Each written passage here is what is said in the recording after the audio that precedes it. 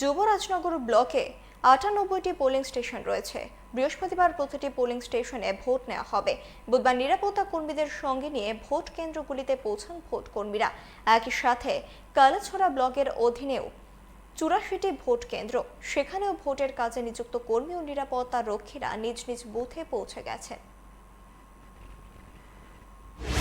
আমাদের কালাছড়া ব্লকের অন্তর্গত টোটাল ৮৪টা পোলিং স্টেশন রয়েছে।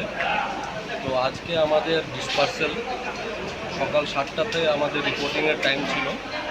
আমাদের পোলিং পার্সোনেলরা বিভিন্ন সাব ডিভিশন থেকে ধর্মনগর, পানিসাগর, কাঞ্চনপুর মহকুমাগুলি থেকে এসে রিপোর্ট করেছে। সকাল ৭টার রিপোর্টিংয়ের পরে ওনাদের যথারীতি ওনাদের মেটেরিয়াল চেক করে ব্যালট বক্স নিয়ে এবং সিকিউরিটি, পুলিশ সিকিউরিটি নিয়ে ওনারা ওনাদের পোলিং স্টেশনের উদ্দেশ্যে রওনা হয়েছে। এখন অবধি আমাদের 84 পোলিং স্টেশনের মধ্যে আমাদের 83টা পোলিং স্টেশনের পোলিং পার্সোনাল ডিসপার্সেল কমপ্লিট।